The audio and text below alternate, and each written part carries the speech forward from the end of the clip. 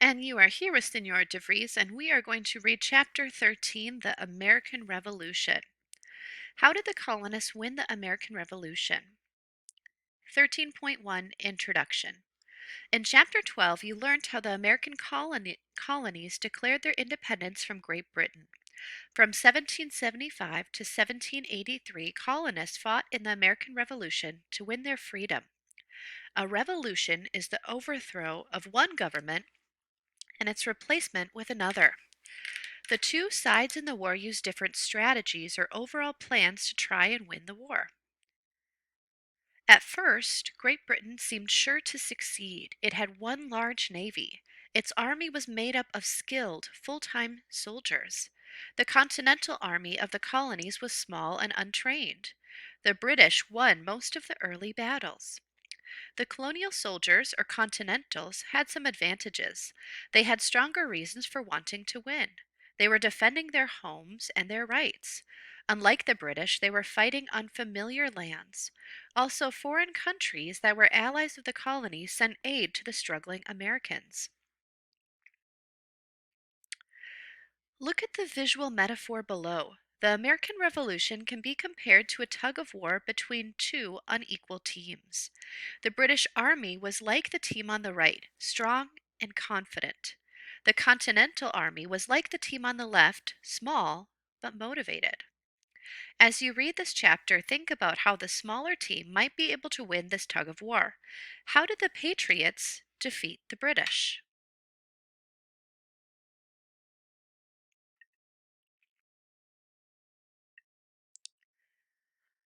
The Continental Army. When the war started, there was no American army. Instead, colonies had their own militias. They were made up of part-time soldiers like those who fought the British soldiers at Lexington and Concord. In 1775, the Second Continental Congress asked George Washington to lead a new army.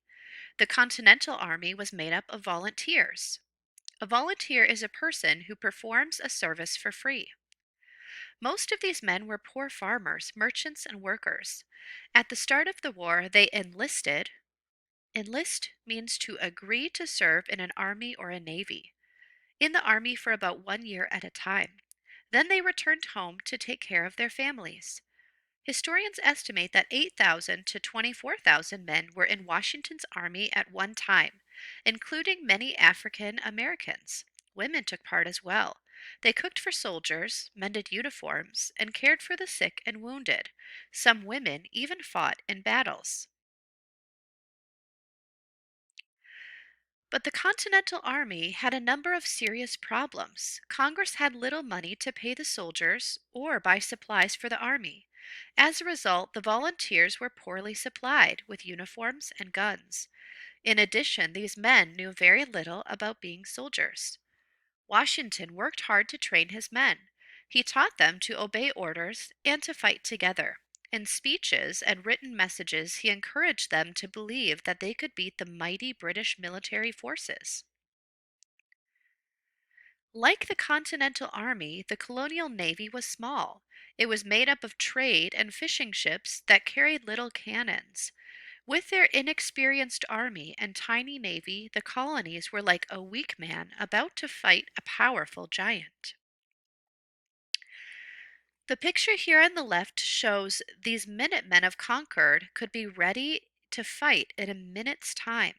At the start of the American Revolution, the Continental Army was made up of such untrained volunteers.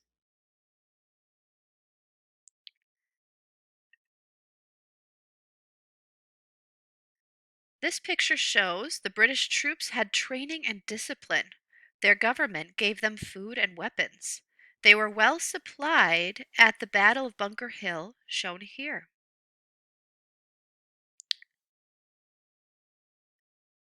13.3 The British Army. At the start of the war, Great Britain was confident that it would soon end the revolution. It had one of the strongest military forces in the world. The British Navy's 270 warships controlled the seas. British shipyards built another 200 warships during the war. Great Britain's army was large and well trained. Its soldiers were paid. and serving in the army was their full-time job. Most soldiers were experienced fighters. Their leaders disciplined them harshly. A soldier could be whipped for using bad language. Unlike the American Congress, the British Parliament had money to buy food and weapons for its army. Each soldier was given a uniform, a musket, a short sword, and a bayonet or a sharp blade. Soldiers attached the bayonets to the front ends of their muskets to use in close fighting. There were about 48,000 soldiers in the British Army. Most were poor men who earned low pay. Some were from other countries. Great Britain hired about 30,000 mercenaries. A mercenary is a soldier hired to fight for a foreign army, from Germany to fight in America. Thousands of American Indians joined the British as well. They sided with Great Britain because, since 1763, the British had helped protect their land from settlers.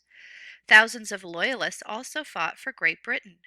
New York's many Loyalists joined the British side at the start of the war.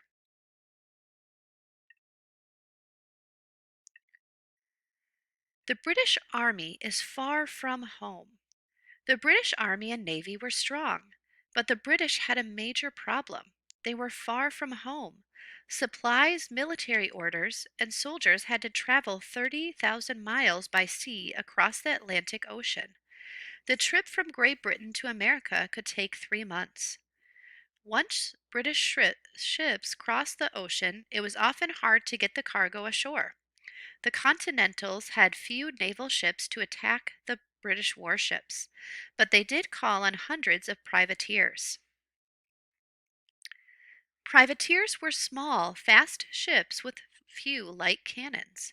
Congress gave the captains of the privateers permission to attack British supply ships. Ship captains could keep most of the goods they captured. Later in the war, French warships also attacked British ships. Unlike the British, Continental troops were fighting in their home country and could get supplies more easily. In addition, as the war went on, the Continental Army found new ways of getting weapons and supplies. Often, local citizens sold or gave the army food. American troops captured cannons and muskets from the British. American women also helped the Continental Army. They ran the farms and businesses while the men were away fighting. Women brought supplies to the camps, made uniforms, and worked as nurses. They also spied among the British.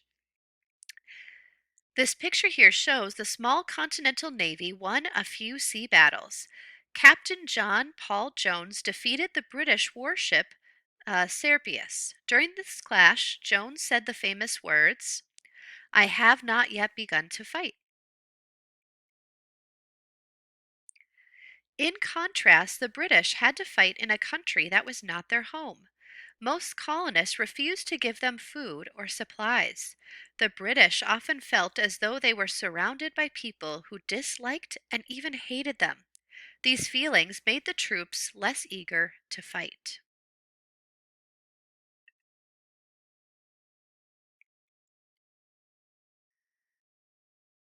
13.5. The Continental Army is motivated to win. Continental soldiers had a special advantage over the British, a stronger motivation or desire to win. Continental soldiers believed that they were defending the rights described in the Declaration of Independence. They were fighting to make a better future for themselves and their families. Many thought that these goals were worth dying for.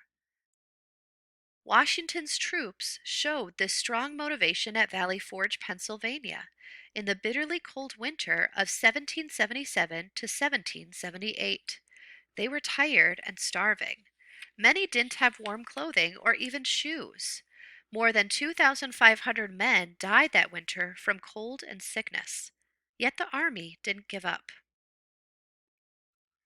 The British soldiers had less motivation.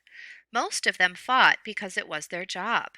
They were not defending their homes or their freedoms, and Parliament had other problems beside the war. It had colonies to protect in places outside North America. It had strong enemies like France and Spain. And many people in Great Britain didn't want to pay for a war in distant North America. Of course, not all Americans wanted to fight the British. Loyalists still believed that independence was unwise. In addition, the British sometimes promised to free slaves who joined their side. As a result, some African Americans fought for the British. As you have read, many American Indians also fought for the British in hopes of protecting their lands. This is the end of part one. Please continue on to part two.